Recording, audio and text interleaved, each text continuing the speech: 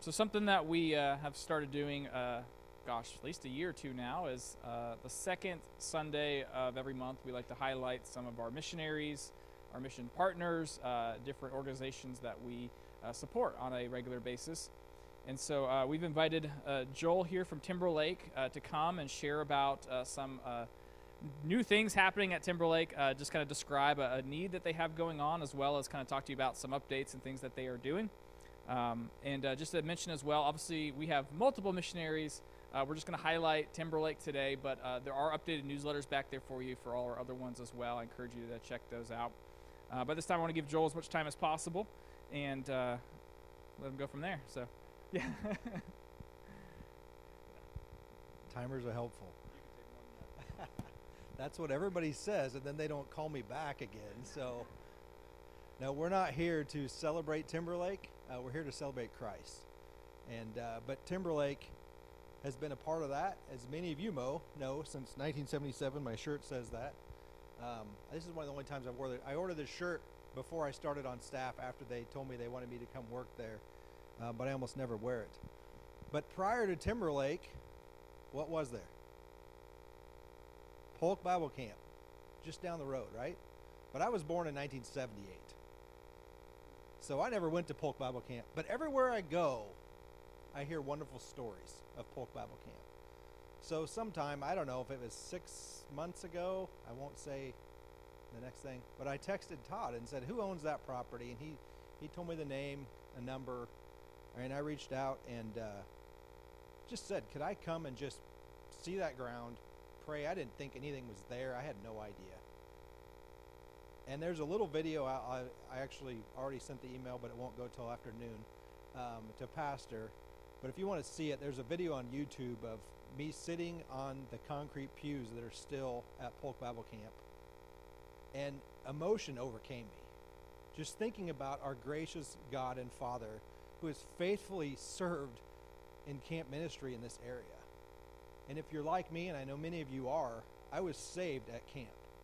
Not at Polk Bible Camp, I was saved at Timberlake. I'm so grateful for God for his faithfulness, and this church has been a vital part of that. You guys still are. You're such an encouragement. Just getting to come here and worship with you, I love it. We are the bride of Christ, and so it is a joy to gather with you.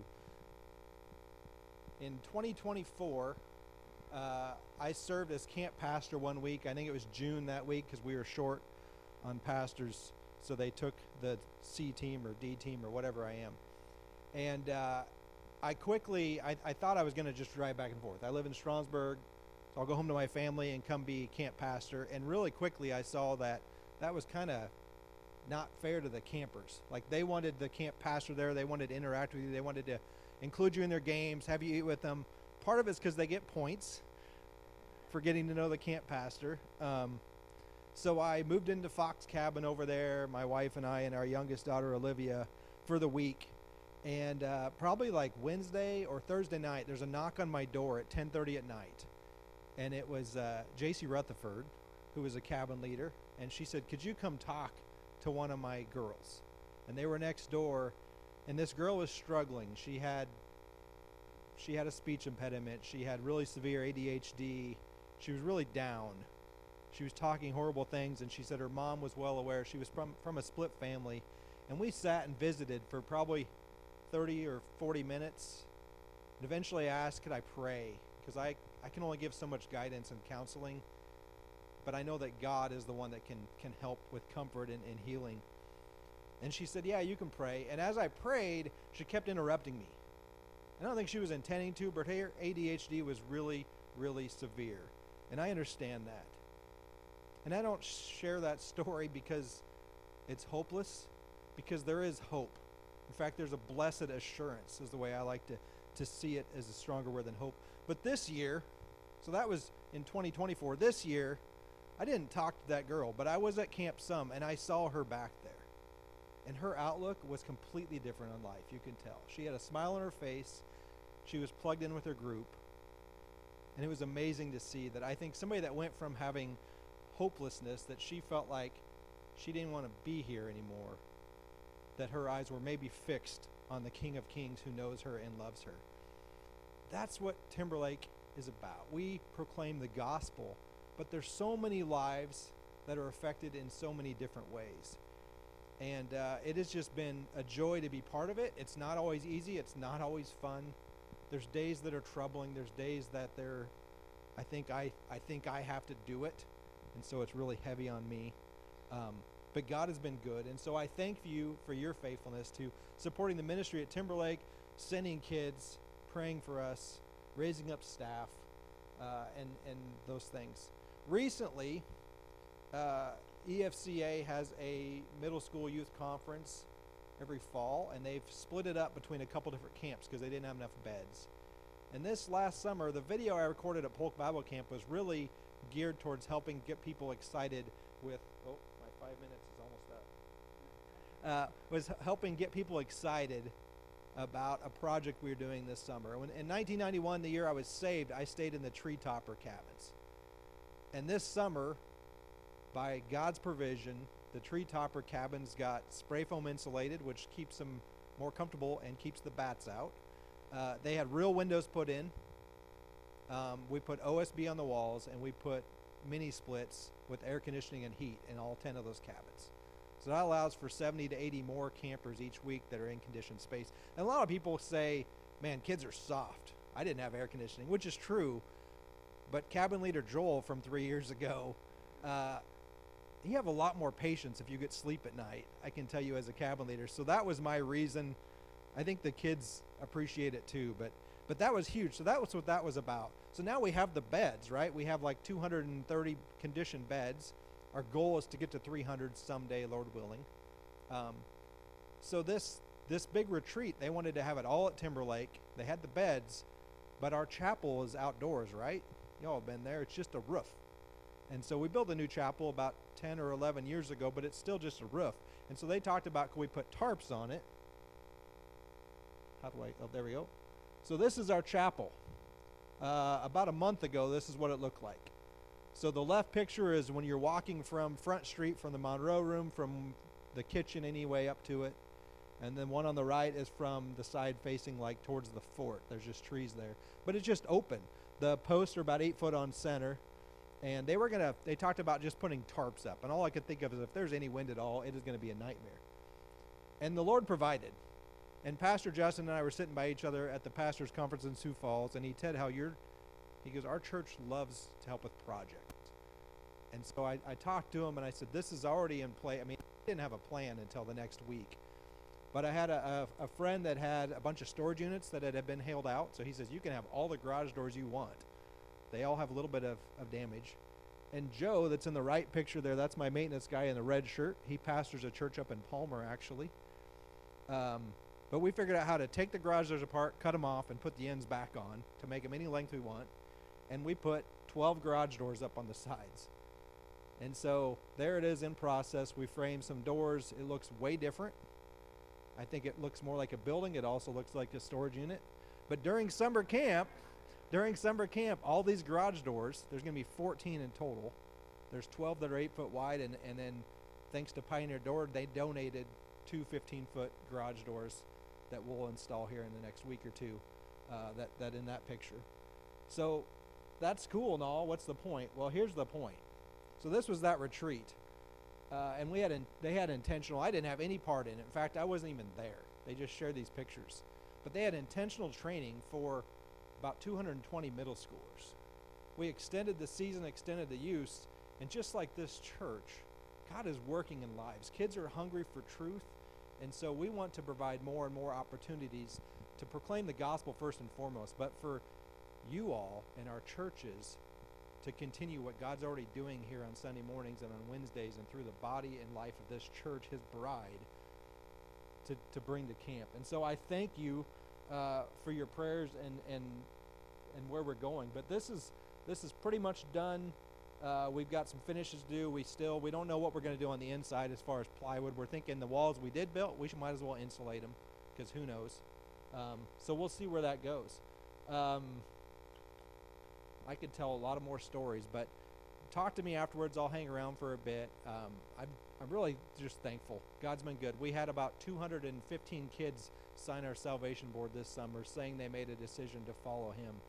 I don't know all those, but I was sharing at a church at Fremont Wednesday night, and like the 10th or 11th girl comes in the door, she walks up and points, "This is my name." And she shared her story with me real quick, and God is very real. His gospel continues to be proclaimed, and many receive it. And that's what we're about, and that's what we're about today. So with that, I want to quit taking up the time so we can worship the King of Kings. Happy Veterans Day, too. That is coming up this week as well. A lot going on here in our community. If you have not received a bulletin, Todd is available in the back to hook you up.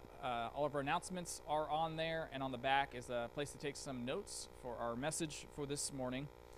So as we dive into our conversation for this morning, when someone asks you the following question, what tends to run through your mind? Right? Someone comes to you, say tomorrow, and they said, "Hey, what do you have going on today?" Yeah, you guys are laughing, hopefully because you identify with me on this, right? Because when someone asks me, what am I doing today, my mind begins to race, right? I usually will answer, well, it depends on what you say next. And so I ask myself these questions in my head, right? Why are they asking me this question? What am I doing today? I don't know. Why are they asking this? Are they asking this because they need something? If they do, how long is it going to take?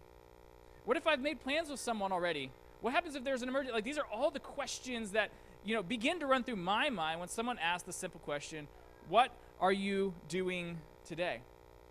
And so I begin thinking through every single scenario that could come up. Often I'm trying to solve a problem that doesn't even exist yet, right? I'm trying to clear a calendar and I don't even know what they're going to ask, right? I'm trying to decide how I need to answer, and then they haven't even told me what they need or want or even why they're asking the question. Some of you guys, I think, resonate with that, right? It runs through your mind, right? You're trying to solve problems that don't exist. And isn't that not true about who we are as human beings? This is how our mind works. We begin thinking of things and we begin solving problems before they exist. Often in life, right, we are solving problems that don't presently exist, and they might not ever. If you are in the habit of turning on the news in the morning or in the evening, you would think the world is on fire. And in many ways, it kind of is. But maybe, right, you're beginning to hear these issues going on, and you begin solving for problems before they're problems. You're like, well, hey, what happens if the economy collapses? How am I going to make it? What happens if that other political party gets in power and does the things that they say they'll do? What do I do then, right? You begin solving for problems that don't exist. What happens if North Korea launches a missile at us? What happens if we lose our freedom of religion? Right, all these big things that we worry about and we carry on our shoulders, and we try to solve the problems of the world really before they're even problems at all. And we do this on a global scale for global issues, and we do this in our private lives as well. We try to solve problems that don't even exist and might not ever exist. What happens if I get cancer? What happens if things don't work out this year or next year and I have to sell the farm? What happens if my kids don't marry well? What happens if? What happens if? What happens if? Right? We begin to solve for problems before they're even presented to us. And this is the way our minds work as human beings. I think, again, every one of us can resonate with this. All of this uncertainty in life can cripple us as we attempt to project into the future and solve problems that do not exist at all or don't exist yet. And so if that's how you feel this morning, like you're here and your mind's already beginning to race, thinking about what you have going on this week, solving problems that haven't arisen yet, I want you to try to slow down and pause as we open up Scripture and we just wrestle with this tension that we all have. Right? The uncertainty of life can overwhelm and it can cripple us. And we're going to use a word here today that might not be part of your vocabulary, but it is mine. And so I'm going to define it for you. Many of us are feeling perturbed. Is that part of anyone's vocabulary? That picture's for you, Ren, by the way. Got the cat. Many of us are feeling perturbed. To be perturbed is to feel anxiety or concern. And you walk into church today and there's anxiety and concern you're carrying. right? You're worried about that next thing. You're worried about that problem that is not even a problem yet. Someone asked you how's your week going? What are you doing this week? And you're already worried about what's going to come next. When we are perturbed, right, this is not only a mental and emotional issue, but it highlights a deeper spiritual issue because something is off at our core, and its impact is felt throughout every part of our life. And we don't like this feeling, yet we continue to live with it. We just assume this is part of being an adult. You carry these worries and these stresses. You solve for problems just in case they actually are problems. But the reality is that's not how we need to live. And as we'll see in our text, this is not what Solomon recommends. So we're asking the question today, how can we live unperturbed? How can we take the next step of faith when we feel crippled regarding the uncertainties of life? Because life is uncertain, right? We have no idea what tomorrow holds. How do we move forward in the midst of this uncertainty? So if you have your Bible, open it up to Ecclesiastes. We're going to be looking at the entirety of chapter 8 and the first 10 verses of chapter 9 as we move into our third to last message in the series of Ecclesiastes, right? Making life work or making life matter. And as we move into kind of the final few messages of this text, hopefully it gives you some hope, not only just because maybe you've gained something through this study, but hope that it will end. There we go. But as we look at Ecclesiastes, right, this is a piece of wisdom literature written by a wise man, Solomon. He has experienced some life. He has observed a number of things, and he's telling us what it's like to live, right, under the sun. That's the language he's used, right? He's gained everything as a king, and here is what he has learned, what he has observed. And this book is designed to wear you out, make you consider, right, how you live your life.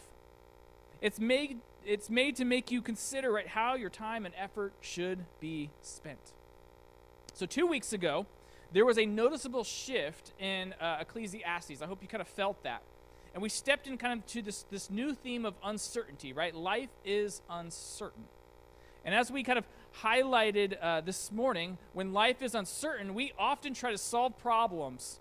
Often these problems don't even exist yet. And so Solomon in our text today kind of speaks into this issue of being perturbed, this need to try to solve problems before they're even problems, to try to create certainty in the midst of uncertainty. And so he speaks into this reality.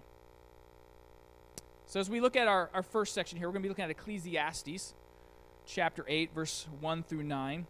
But before you do, I kind of want us to set us up for what we're going to read here. And so something about myself is I love this time of year for a variety of reasons. I'm not a huge football guy, but I do enjoy watching it sometimes. I won't readily admit it, though I'm about to. I do like pumpkin spice. The change of weather is nice. And something else I've really grown to love this time of year is going out hunting, right? I love just getting out in the woods and spending time there, right? It's so cool when you sit down for a moment just watching the woods come alive. I enjoy being out there with my boys, and honestly, like, it breathes life into my soul, right? Even if I don't even see anything, it breathes life into my soul.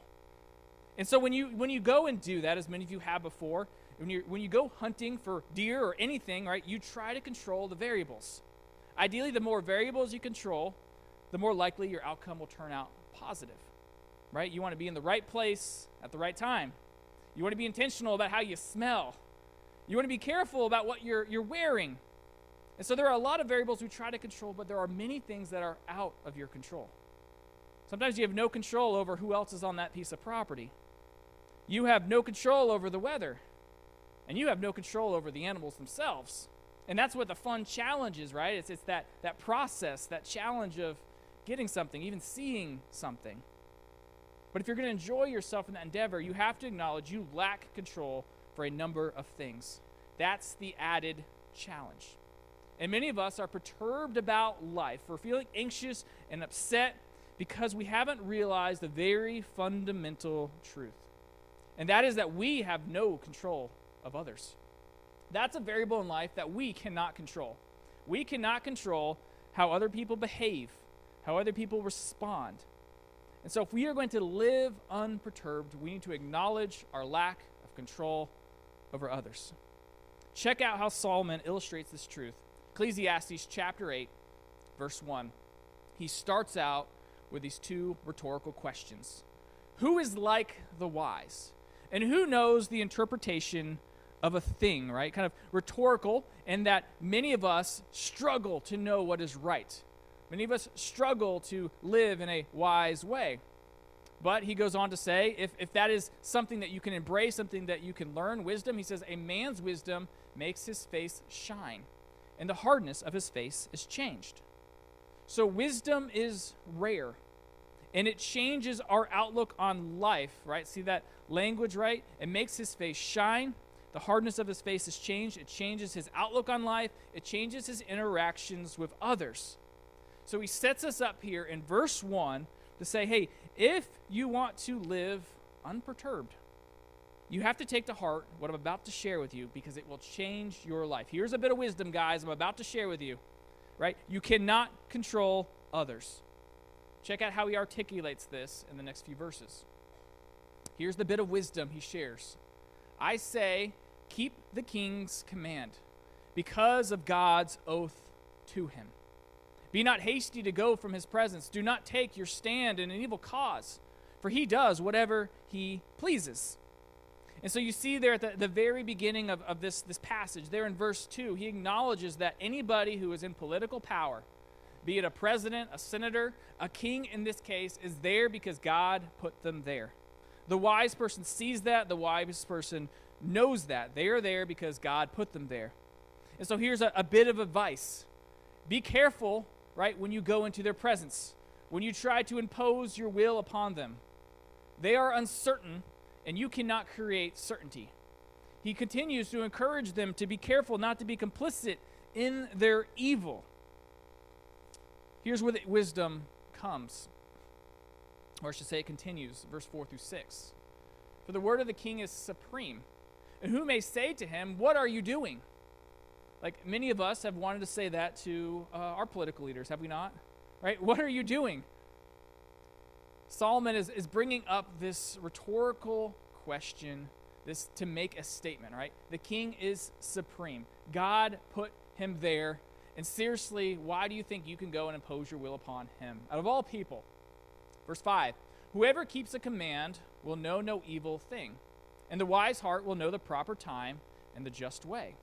For there is a time and a way for everything, although man's trouble lies heavy on him.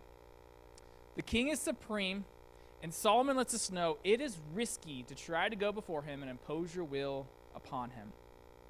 There might come a time and a place where you need to, right? You see that there in verse 5. The heart will tell you the right time. In some manner, it might be possible, it might be necessary, but it is hard to know. Verse 7 through 8. For he does not know what is to be, for who can tell him how it will be? No man has power to retain the spirit, or power over the day of death. There is no discharge from war, nor will wickedness deliver those who are given to it. There in verse 7, it brings up the reality that we do not know the future. We do not know how God is orchestrating events in our life, right? Again, the rhetorical question, for he does not know what is to be, for who can tell him how it will be? So be careful when you try to interfere into other people's lives. In this case, into the life of the king, into a political leader. Be careful, is what Solomon tells us to do. It's possible that our idea of right interferes with what God is working out in his plan. Verse 8 there. Who has the power to retain the spirit? Another word for that is the wind, right? Who can dictate the direction and power of the wind? The answer is no one, right? Who has the power over the day of death, right? Who has power over death? Who can change your appointed time of death? None of us can. Who can leave in the middle of a battle? No one alive. Who can escape the consequences of wickedness? No one. Solomon uses these verses to tell us to quit trying to control things God never intended for us to control. We cannot control the king. We cannot control the weather. There are so many things in our life that we have no control over. And one of the largest ones is others. Solomon ends this section with a statement in verse 9. right? He's making these observations. This is why you see this language. All this I observed while applying my heart to all that is done under the sun, when man had power over man to his hurt. Kind of makes me wonder, right? Solomon was king. Maybe he was kind of frustrated with the people who came and tried to dictate their will upon him. But he ends with this statement of observation. He says, hey, if you try to tell the king what to do, it's not going to go well for you. He's already made the argument, right? If you try to control the things that God never intended for you to control, it's not going to go well. And so again, we don't have a king in the United States. Many people think we do, but we do not have a king. We have political leaders we may or may not agree with. So what is Solomon getting at here? What he's talking about, right, is we have no control over others. We cannot create certainty by attempting to control others. We want to control politicians. We want to control our spouses. We want to control our neighbors. And even though life is uncertain, when you try to control the people, it will not go well for you. Right? If we want to live unperturbed, we need to quit stressing about the next election.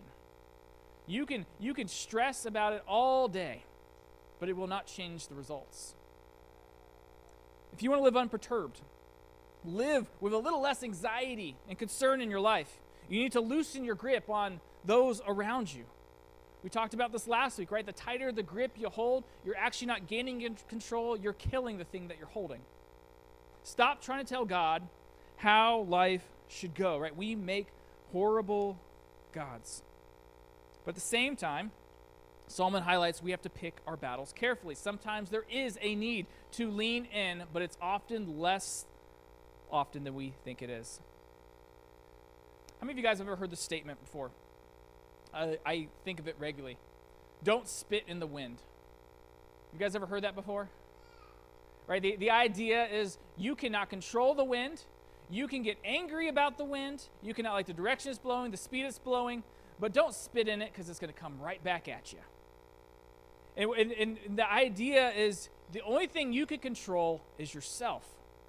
If you want to live unperturbed, rather than trying to control everybody and everything around you, what Solomon lets us see here is the only thing that we can control ultimately is ourselves.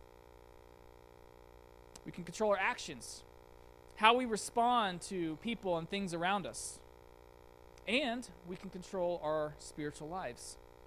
As you lean into your relationship with the Creator, it gives you a level of peace that you might not currently have. So even though you might be frustrated with who's in the White House, you might be upset with what your neighbor does, that person in the community, you can't control them, but you can control yourself. So first blank, acknowledge your lack of control over others. In the 70s and 80s, in the state of California, there was an individual nicknamed the Golden State Killer. Right? He terrorized the state for over a decade. This individual killed over 13 people, had 50 rapes, numerous burglaries. Said that kind of right. And after over a decade of terrorizing the state, this person just disappeared, right? The trail ran cold, and there was a sense that this man would never be caught. All right? And this was hard for a lot of people who suffered under this man's actions. He was never caught. Seemingly, this guy was going to walk free. And this case went cold until 2018, when investigators used DNA genealogy to match crime scene data from public databases at these crimes. And they arrested a man named Joseph James D'Angelo. He pled guilty to these crimes and now is serving life in prison. And unfortunately, life in prison is not going to be as long for him as it would have if he was caught decades prior. And so we see a story like that, and it's kind of eerie, it's strange, and there is a sense of satisfaction of seeing justice being served. Though the timing of it's hard to grasp, right? Many of those families who lost loved ones, right? They've been suffering for decades with that loss and this lack of closure, yet this man lived freely for most of his life. And it really highlights a reality about our world. There's a lot of injustice in this world, and it's natural for us to want God to respond to it and to respond to it swiftly.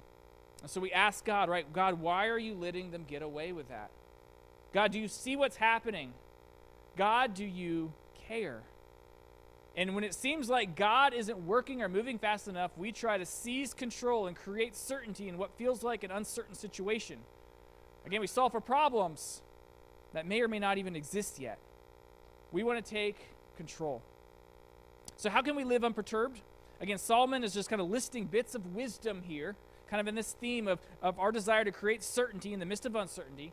If we want to live unperturbed, we need to grieve injustice and trust God's timing for justice. Check out how Solomon communicates this truth in the next few verses. Ecclesiastes chapter 8, verse 10 through 13. Again, another observation. You see this language of something he has seen, something he's observed. Then I saw the wicked buried. They used to go in and out of the holy place and were praised in the city where they had done such things. This also is vanity.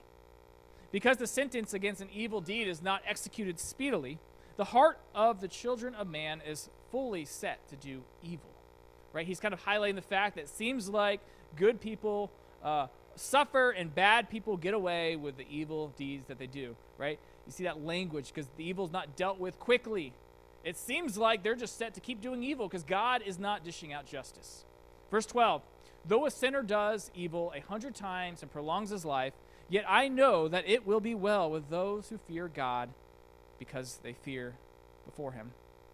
But it will not be well with the wicked. Neither will he prolong his days like a shadow because he does not fear before the Lord. Grieve injustice, yet trust God's timing for justice. What we see here is Solomon, again, highlights a reality we've spoken about already. It seems like good things happen to bad people and bad things happen to good people. It seems like the wicked prosper, and yet here he is. He calls us to fear God and trust his sense of timing regarding justice. See, we all have an idea of when and how God should dish out justice, but often it does not align with our Creator's. Verse 14 through 17. There is a vanity that takes place on earth, that there are righteous people to whom it happens according to the deeds of the wicked, and there are wicked people to whom it happens according to the deeds of the righteous. I said that this also is vanity, right? He's emphasizing this yet once again. Good things happen to bad people, bad things happen to good people. Verse 15, and I commend joy, for man has nothing better under the sun but to eat and drink and be joyful, for this will go with him and his toil through the days of his life that God has given him under the sun. Right, you see this continue to come out of, even though we live in a wicked world, here's the good things that God has given us. Verse 16 and 17. Then I applied my heart to know wisdom, right? How do I deal with this matter of injustice? Solomon's wrestling with this. I applied my heart to know wisdom and to see the business that is done on earth, how neither day nor night do one's eyes cease sleep. Then I saw all the work of God, that man cannot find out the work that is done under the sun. However much man may toil in seeking, he will not find it out. Even though a wise man claims to know, he cannot find it out. So Solomon, again, he's wrestling with this tension. There's injustice in this world. God seems slow to act on it. And he says the reality is we don't know God's ways. We don't know why he's seemingly slow to respond to acts of injustice. You cannot control God's timing for justice. You cannot solve that problem. But one thing that we can do is solve the problems in front of us and then trust God with the rest. Right, some of us might be sitting in here with issues and problems on our hand, and it might be due to someone's hurt. Right? Someone maybe has hurt us in the past, and we are just upset, and it seems like they're getting away with it, and we're waiting for God to dish out justice. Solomon says you cannot control the timing of God's justice, but you need to trust God that he will. And so what we can do in the midst of that is solve the problems that we can actually solve. And namely, the main problem that we can solve is us, right? We are the problem half the time, right? If there is a need in front of us, we can take care of that, right? As we deal with our own sin in our own lives, we can lean into our Creator and solve the problem of I shouldn't say of our sin, but solve the problem of our brokenness by leaning into the grace and mercy Christ offers us. Some of us have opportunities to solve other needs throughout the week. Maybe there's someone in need. You could feed them. Maybe someone who has been hurt by someone. You can love them. So we can't solve all the world's problems. That's up to God, but we can solve what's right in front of us. Acknowledge your lack of control over others. Grieve injustice and trust God's timing for justice as well. And finally, last blank for you. Recognize death is coming. Recognize death is coming. This was something that we have brought up over the past few weeks, that when you see the end, it changes the way you live in the present. Right? When you have a real true grasp on the fact that our lives here on earth are limited, it should change the way that you live day to day. If anything, I know this past week, this is something our community has been wrestling with and will continue to wrestle with. Right? We have buried many people here far earlier than we should have. Even though some of the deaths may or may not have been anticipated, while others were unexpected, it makes us come to grips with the reality that we do not live forever. We can get so focused on the day-to-day that we fail to appreciate what's next. Right? We're trying to solve the problems for next week or next month, and we don't even know if we have the next 5 minutes here on earth. And so what Solomon says is when you realize that this is coming, it should change the way that you think about the problems of life. Right? You're going to see here in a moment how it can help you live unperturbed, because you look at an image like that and maybe it stresses you out. Check out how Solomon deals with this topic. Ecclesiastes chapter 9, verse 1 through 3. And I've kind of highlighted two key words to these first three verses. But all this I laid to heart, examining it all, how the righteous and the wise and their deeds are in the hand of God. Whether it is love or hate, man does not know. Both are before him. Right? So he's saying, I acknowledge this weird tension that we live with. The good have bad things happen to them. The bad have good things happen to them. God seems slow in injustice. He says, I'm going to lay it before him. Because he acknowledges that no matter the good or the bad, the wicked or the righteous, he says, it is all the same, right? Since the same thing happens to the righteous and the wicked, to the good and to evil, to the clean and to the unclean, to him who sacrifices and him who does not sacrifice. As the good one is, so is the sinner. And he who swears is as he who shuns an oath. This is an evil in all that is done under the sun, that the same event happens to all. Also the hearts of children of man are full of evil, and the madness in their hearts while they live. And after that they go to the dead. See that reference there that Solomon brings up. Every single one of us have the same reality of life. It's like the saying, death and taxes. Every single one of us will experience physical death one day. We all know that, yet we like to conveniently forget it. Right? We worry about what's going to take place next week when we're not even guaranteed tomorrow. And again, so how should this knowledge help us to live unperturbed? How should this help us to release some of the control that we try to have in our life? Well, one thing that we can know for certain is that death is coming. We have no idea about many other things in life, but we know death is coming. What's not certain is how long we'll live. Therefore, it should cause us to view life a little differently. In light of this reality, this is what Solomon says. We're going to finish up. Big section of scripture here today, guys. I know I'm kind of running through it. But go back and read through this and use that outline. You'll kind of see his flow of thoughts here. This is what Solomon says, verse 4 of chapter 9. But he who is joined with all the living has hope. For a living dog is better than a dead lion. What a weird saying, right? I looked at that and I wrestled with that and I'm like, what is Solomon saying? Yeah, you can kind of begin to kind of get the image there that he's creating. Right? It's better, he says, to be alive than dead. Okay? We get that idea. But wouldn't you like a lion more than a dog? In theory, yes. In reality, no. And so what he's saying here is the dog, right, seen as something lesser than a lion.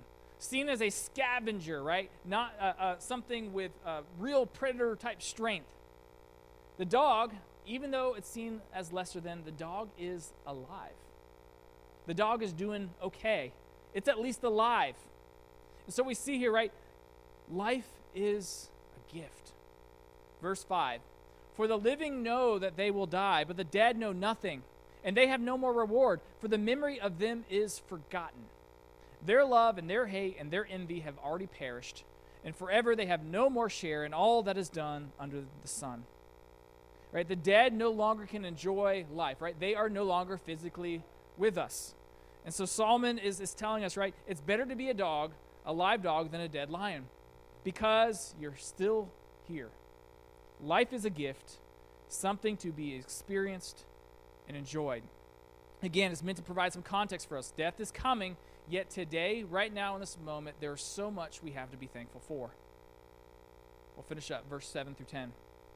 In light of this, in light of the gift that life is, Solomon says this, go, eat your bread with joy, and drink your wine with a merry heart, for God has already approved what you do.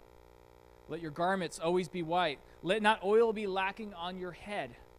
And there's the key word, right? Enjoy life.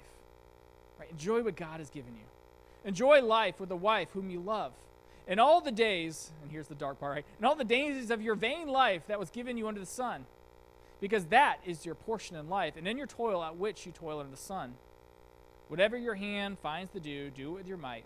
For there is no work or thought or knowledge or wisdom in Sheol to which you are going. And there's a deeper implication here. He's dealing with the present. He's not talking in an ecclesiastical term or eschatology type term. End times. He's talking about right now in the moment. God has blessed us with many things, and if you're not here on earth, if you're dead, there's no way for you to enjoy them. Right? Life is a gift. It's meant to be experienced and enjoyed. And he says there at the very end, right, enjoy the climb because things will be different once death comes. So what he calls us to do, if we're going to live unperturbed, release some of that control in our life, quit solving for problems that don't exist, we need to embrace what is certain and seen. Right? Many of us are so busy stressing about what the economy might do, who might be in the White House next. Right? We're stressing about health diagnoses that we don't even have. And we're failing to appreciate what God has given us. And here we see a call to embrace what is seen and certain. As he said there, right? Enjoy life.